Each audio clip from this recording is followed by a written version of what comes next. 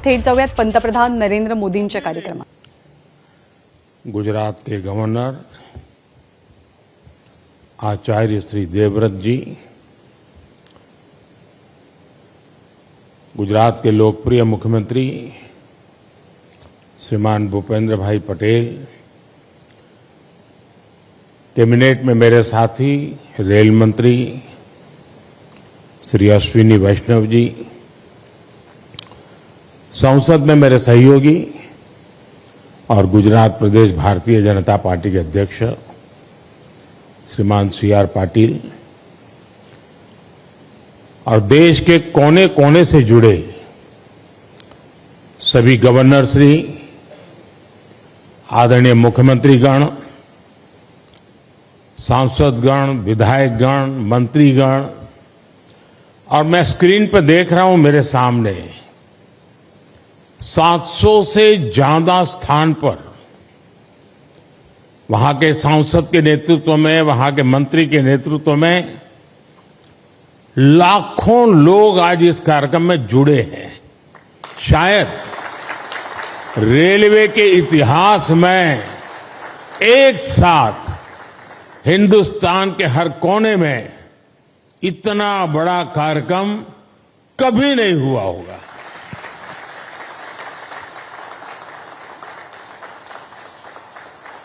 सौ साल में पहली बार हुआ ये कार्यक्रम होगा.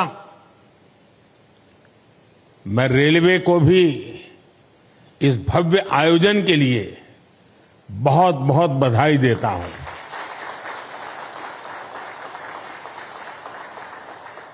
विकसित भारत के लिए हो रहे नवनिर्माण का लगातार विस्तार हो रहा है. देश के कोने कोने में परियोजनाओं का लोकार्पण हो रहा है, नई योजनाएं शुरू हो रही है. अगर मैं साल 2024 की ही बात करूं, 2024 आने मुश्किल से अभी 75 दिन हुए हैं 2024 के. इन करीब करीब 75 दिन में 11 लाख करोड़ रुपए से ज्यादा की परियोजनाओं का लोकार्पण और शिलान्यास हो चुका है. और अगर मैं पिछले 10-12 दिन की बात करूं, पिछले 10-12 दिन में ही 7 लाख करोड़ रुपए से ज्यादा की परियोजनाओं का लोकार्पण और शिलान्यास हुआ है. आज भी विकसित भारत की दिशा में देश ने एक बहुत बड़ा कदम उठाया. इस कार्यक्रम में अब यहां 1 लाख करोड़ रुपए से ज्यादा की परियोजनाओं का और लोकार्पण और शिलान्यास हुआ है. और आप देखिए, आज 85,000 करोड़ रुपए, 85,000 करोड़ रुपए से अधिक से सिर्फ और सिर्फ रेलवे के प्रोजेक्ट देश को मिले हैं. और इसके उपरांत समय का अभाव रहता है मुझे,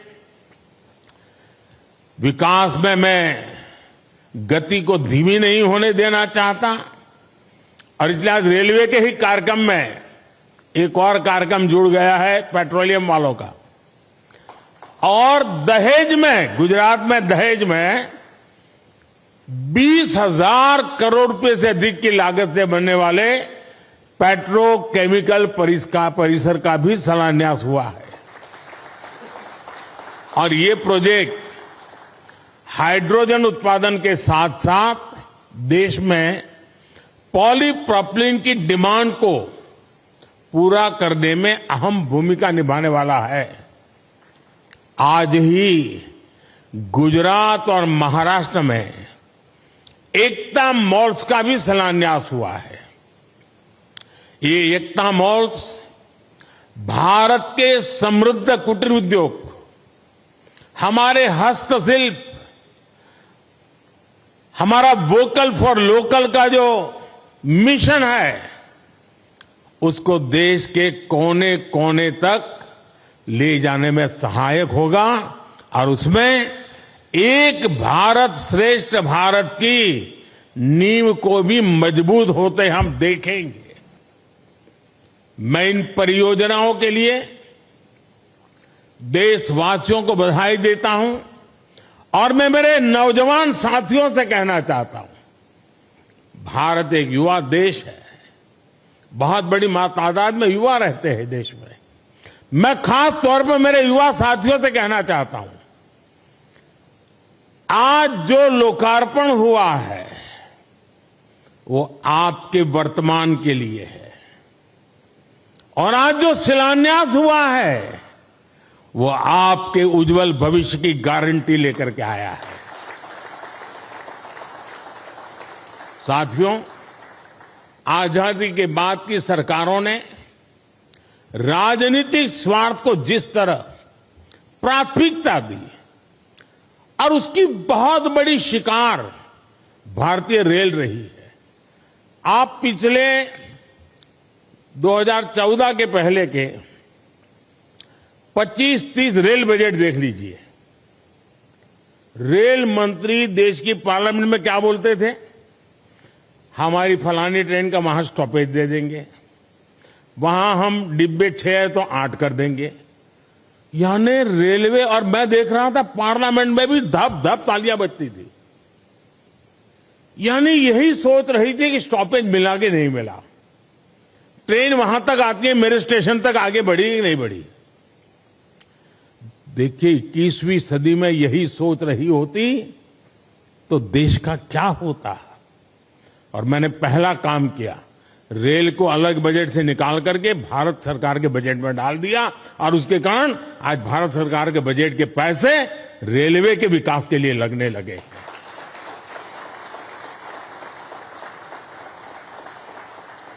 पिछले दिनों देखा है इन दशकों में समय की पाबंदी,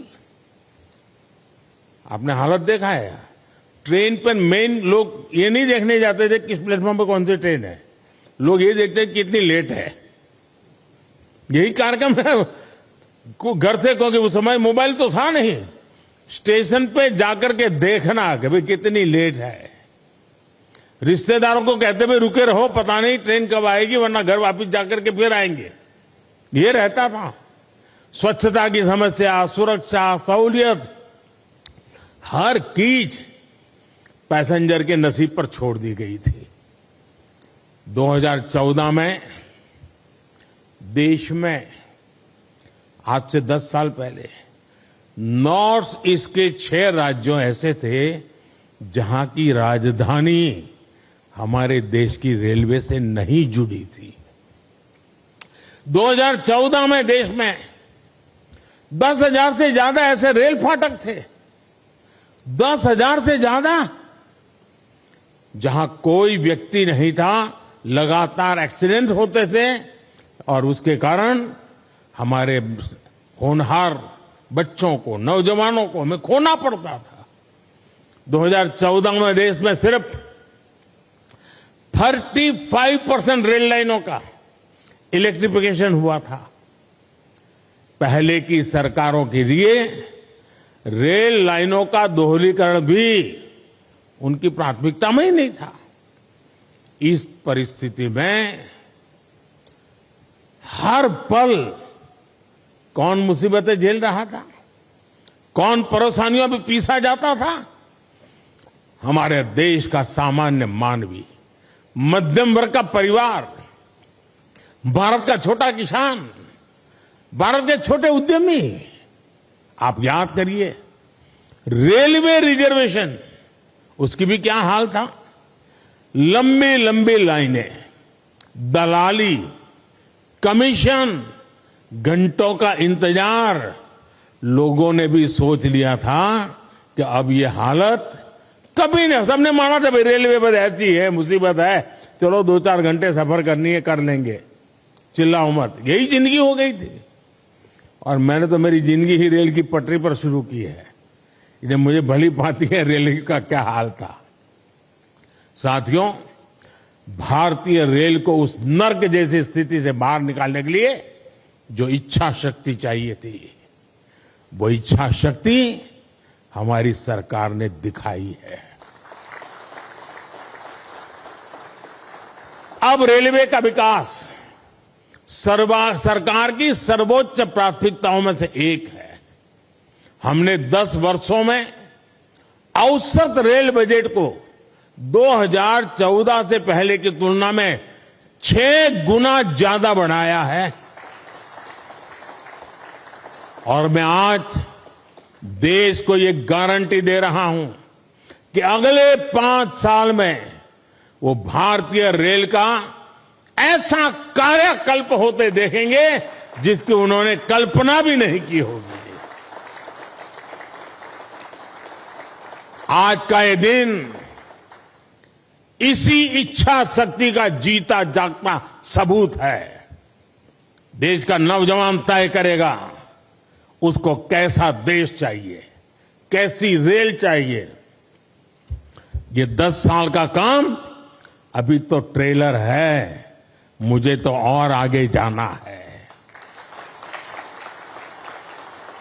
आज गुजरात, महाराष्ट्र, यूपी, उत्तराखंड, कर्नाटक, तमिलनाडु, दिल्ली, एमपी, तेलंगाना, आंध्र प्रदेश, बिहार, झारखंड, पश्चिम बंगाल, उड़ीसा, इतने राज्यों में वंदे भारत ट्रेनें मिल चुकी है जी। और इसी के साथ ही देश में वंदे भारत ट्रेन की सेवाओं का शतक भी लग गया है। वंदे भारत ट्रेनों का नेटवर्क अब देश के 250 से अधिक जिलों तक पहुंच चुका है। जन भावनाओं का सम्मान करते हुए सरकार वंदे भारत ट्रेनों का रूट भी लगातार बढ़ा रही है। अहमदाबाद जामनगर वंदे भारत ट्रेन अब द्वारिका तक जाएगी। और मैं तो अभी द्वारिका में जाकर के डुबकी लगा के आया हूं। अजमेर, दिल्ली, सराय रोहिल्ला वंदे भारत एक्सप्रेस अब चंडीगढ़ तक जाएगी। गोरखपुर लखनऊ वंदे भारत एक्सप्रेस अब प्रयागराज तक जाएगी। और इस बार तो कुंभ का मेला होने वाला है तो उसका महत्व और बढ़ जाएगा। तिरुवनंतपुरम, कासरगोड वंदे भारत एक्सप्रेस मंगलुरु तक विस्तार किया गया है। साथियों, हम दुनिया भर में कहीं भी देखें, जो देश समृद्ध हुए, औद्योगिक रूप से सक्षम हुए, उनमें रेलवे की बहुत बड़ी भूमिका रही है। इसलिए रेलवे का कायाकल्प भी विकसित भारत की गारंटी है।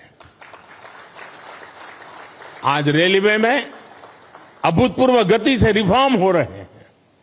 तेज गति से नए रेलवे ट्रैक्स का निर्माण, 1300 से ज्यादा रेलवे स्टेशनों का आधुनिकीकरण, वंदे भारत, नमो भारत, अमृत भारत जैसी नेक्स्ट जनरेशन ट्रेन, आधुनिक रेलवे इंजन और कोच फैक्ट्रियां, ये सब 21वीं सदी की भारतीय रेल की तस्वीर बदल रही है।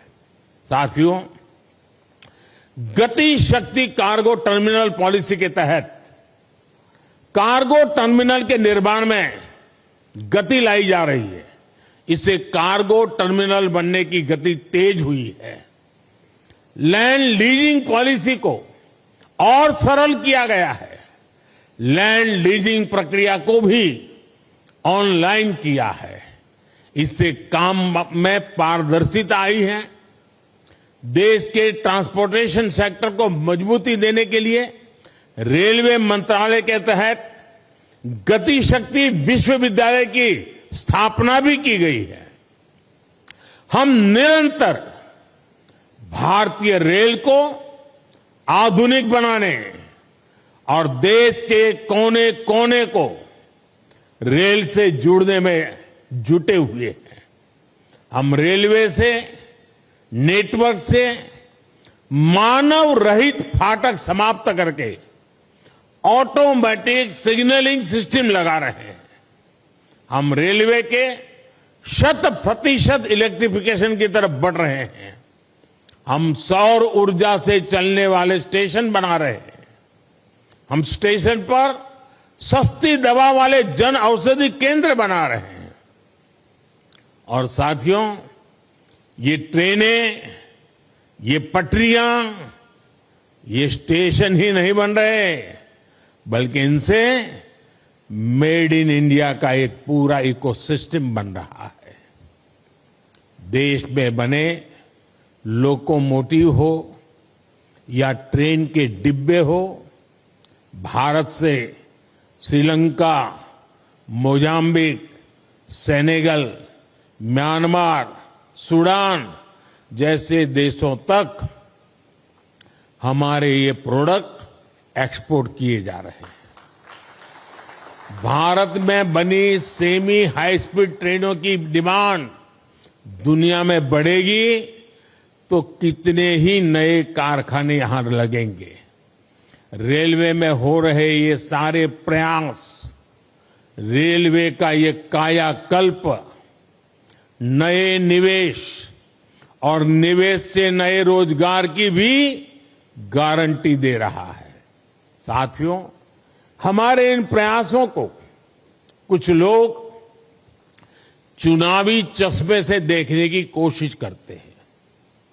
हमारे लिए ये विकास कार्य सरकार बनाने के लिए नहीं, ये विकास कार्य सिर्फ और सिर्फ देश बनाने का मिशन है। पहले की पीढ़ियों ने जो कुछ भुगता वो हमारे नौजवानों और उनके बच्चों को नहीं भुगतना पड़ेगा, और ये मोदी की गारंटी है। साथियों, भाजपा के 10 वर्ष के विकास काल का एक और उदाहरण पूर्वी और पश्चिमी डेडिकेटेड फ्रेट कॉरिडोर भी है। दशकों से ये डिमांड की जा रही थी कि माल गाड़ियों के लिए अलग ट्रैक होना चाहिए। ऐसा होता तो मालगाड़ियां और पैसेंजर ट्रेन दोनों की स्पीड बढ़ती। ये खेती, उद्योग, एक्सपोर्ट, व्यापार, कारोबार, हर काम के लिए ये तेजी लाना बहुत जरूरी था। लेकिन कांग्रेस के राज में ये प्रोजेक्ट लटकता रहा, भटकता रहा, अटकता रहा। बीते 10 वर्षों में पूर्व और पश्चिम के समुद्री तट को जोड़ने वाला ये फ्रेट कॉरिडोर करीब करीब पूरा हो चुका है। आज करीब 650 किलोमीटर फ्रेट कॉरिडोर का लोकार्पण हुआ है। अहमदाबाद में ये अभी आप देख रहे हैं, ऑपरेशन कंट्रोल सेंटर का लोकार्पण हुआ है। सरकार के प्रयासों से अब इस कॉरिडोर पर माल गाड़ी की स्पीड 2 गुना से अधिक हो गई है। इन कॉरिडोर पर अभी के मुकाबले बड़े वैगन को चलने की क्षमता है, जिनमें हम अधिक सामान ले जा सकते हैं। पूरे फ्रेट कॉरिडोर पर अब इंडस्ट्रियल कॉरिडोर भी विकसित किए जा रहे हैं। आज अनेक स्थानों पर railway goods shed, Gati Shakti multi modal cargo terminal, digital नियंत्रण station, railway workshop, railway loco shed, railway depot का भी लोकार्पण आज हुआ है। इसका भी बहुत सकारात्मक प्रभाव माल ढुलाई पर पड़ने ही वाला है। साथियों, भारतीय रेल को हम आत्मनिर्भर भारत का भी एक नया माध्यम बना रहे हैं। मैं वोकल फॉर लोकल का प्रचारक हूं, तो भारतीय रेल वोकल फॉर लोकल का एक सशक्त माध्यम है। हमारे विश्वकर्मा साथियों, हमारे कारीगरों, शिल्पकारों, महिला स्वयं समूहों के स्थानीय उत्पाद अब स्टेशन पर बिकेंगे। अभी तक रेलवे स्टेशनों पर वन स्टेशन वन प्रोडक्ट के 1500 स्टॉल खुल चुके हैं। इसका लाभ हमारे हजारों गरीब भाई बहनों को हो रहा है। साथियों, मुझे खुशी है कि भारतीय रेलवे आज विरासत भी विकास भी इस मंत्र को साकार करते हुए क्षेत्रीय संस्कृति और आस्था से जुड़े पर्यटन को भी बढ़ावा दे रही है। आज देश में रामायण सर्किट, गुरु कृपा सर्किट, जैन यात्रा पर भारत गौरव ट्रेनें चल रही है। यही नहीं, आस्था स्पेशल ट्रेन तो देश के कोने से श्री राम भक्तों को अयोध्या तक ले जा रही है। अब तक करीब 350 आस्था ट्रेनें चली हैं और इनके माध्यम से 4.5 लाख से ज्यादा श्रद्धालुओं ने अयोध्या में रामलला के दर्शन किए। साथियों, भारतीय रेल आधुनिकता की रफ्तार पर ऐसे ही तेजी से आगे बढ़ती रहेगी और ये मोदी की गारंटी है। सभी देशवासियों के सहयोग से विकास का ये उत्सव भी निरंतर जारी रहेगा। एक बार फिर मैं सभी मुख्यमंत्रियों का, गवर्नर श्री का और इन 700 से अधिक स्थान पर जो इतनी बड़ी तादाद में लोग खड़े बैठे हैं, कार्यक्रम में आए हैं, और सुबह 9 साढ़े 9 बजे ये कार्यक्रम करना कोई सरल काम नहीं है, लेकिन देश का जनमानस विकास के साथ जुड़ गया है और इसीलिए ये नजारा देखने को मिल रहा है। जो इतनी बड़ी तादाद में आज आए हैं, इस कार्यक्रम में शरीक हुए, 700 से अधिक जिलों में ये विकास की एक नई लहर उनको अनुभव हो रही है। मैं आप सबका बहुत बहुत धन्यवाद करता हूं और मैं आप सबकी विदाई लेता हूं। नमस्कार। तर गेल्या जवळपास 75 दिवसांमध्ये 11.5 लाख कोटींच्या कामांचं लोकार्पण, उद्घाटन किंवा भूमिपूजन देशभरात झाल्याची माहिती पंतप्रधान नरेंद्र मोदींनी दिली आहे आणि विकसित भारताच्या दृष्टीने सरकारने उचललेले हे महत्त्वाचे पाऊल असल्याचंही त्यांनी नमूद केलंय। आज महाराष्ट्रातल्या सुद्धा काही हजार कोटींच्या कामांचं लोकार्पण मोदींच्या हस्ते पार पडतंय। एबीपी माझा, उघडा डोळे बघा नीट।